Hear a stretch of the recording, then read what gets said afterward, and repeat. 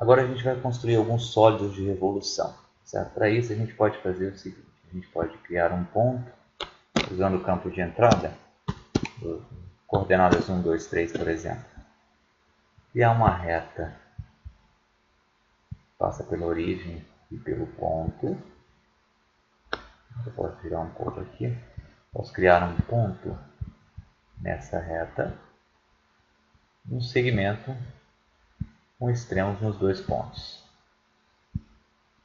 Depois disso eu vou ocultar essa reta.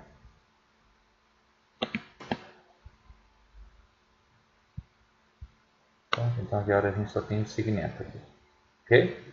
Tá? Vamos supor agora que a gente queira girar esse segmento ao redor do eixo Z 180 graus. Tá? Vamos ver como é que a gente pode fazer isso. Então aqui tem o comando girar. Certo? Então eu quero girar um objeto. Qual objeto? Esse segmento D aqui. Eu coloco D. Um ângulo de 180 graus. Vamos colocar π. E o eixo de rotação é o eixo Z. Tá? Se eu fiz isso, dá um Enter. Ok? Então, o que a gente fez? Né? A gente girou esse segmento ao redor desse eixo 180 graus. Tá certo? Vamos supor agora que a gente queira visualizar a rotação desse segmento. Tá certo? Então, a gente queira visualizar todos os segmentos aqui sendo girados, né, rotacionados ao redor do eixo Z. Tá certo? Como é que a gente pode fazer isso? Tá ok? Então, eu vou apagar esse segmento e usar o comando sequência. Tá? Então, a gente precisa saber primeiro quantos segmentos desse a gente quer que apareçam aqui, tá certo? Ao redor do eixo Z. Tá ok? Então, a gente vai fazer o seguinte. Vamos no campo exibir. Vamos mostrar a janela de visualização. Vamos criar um parâmetro aqui. Vamos chamar de K. E vai variar de 1 a 100. Incremento 1. Ok? Dá um OK. Tá? A gente está aqui, a gente criou um seletor. Tá ok? E agora a gente vai com a função sequência. A gente pode substituir essa expressão por girar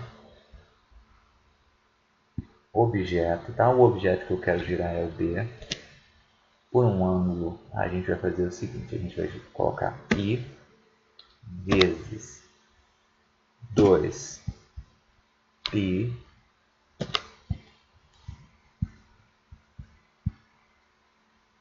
vezes, ou não, dividido por K. Tá ok? O eixo de rotação é o eixo Z. A variável é π, variando de 1 até K. Ok? Eu vou copiar esse comando aqui, porque eu posso precisar depois. Tá ok? Então, depois que você fez isso, você dá um Enter. Tá? O que aconteceu? Vamos tentar entender o que está acontecendo aqui. Né? Quando K é igual a 1, o que a gente vai ter aqui? A gente vai ter só um segmento, né? Porque o I varia de 1 até 1. Certo? Então, ele vai criar só um segmento. Como é que vai ser esse segmento aqui? Ó? Ele gira o segmento B. Né? Vamos ver qual o ângulo aqui. Ó? K igual a 1 e igual a 1. Então, aqui a gente vai ter 2π. Deu uma volta, né? 360 graus. Certo? Então, é o próprio segmento aqui. Deu a volta e parou no próprio segmento. Vamos ver quando K é igual a 2. Quando K é igual a 2, ele vai criar dois segmentos, ok? Por quê? Varia de 1 até 2.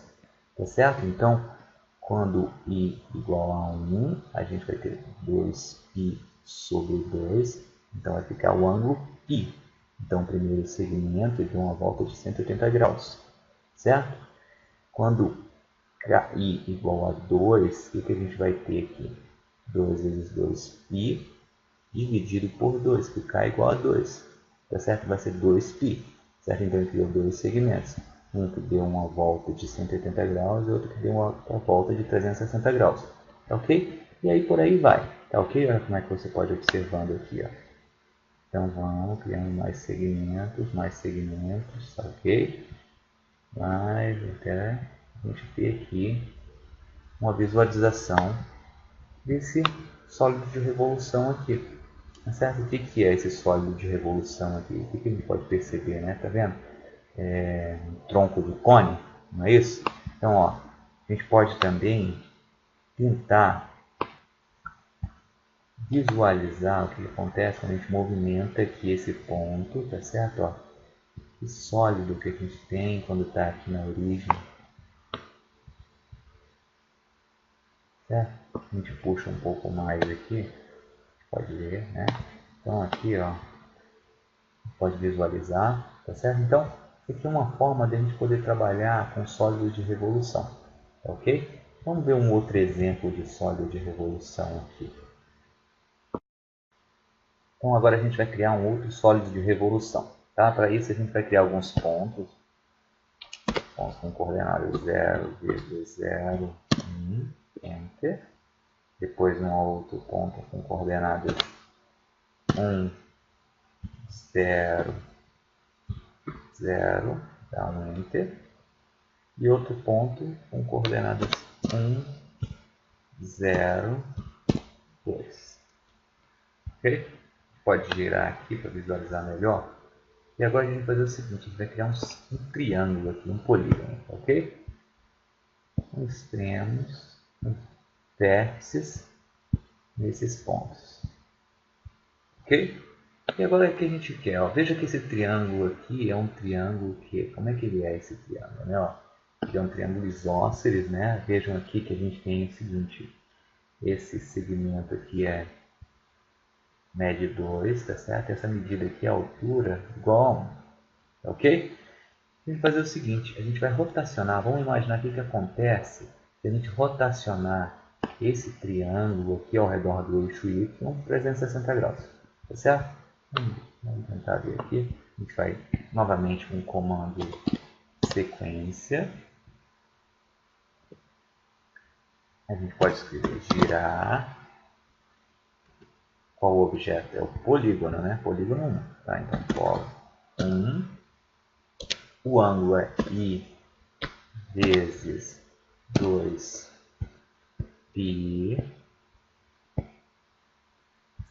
dividido por K, o eixo de rotação é o eixo Z, a variável é I, variando de 1 até K, ok? Então a gente fez isso, dá um Enter, ok?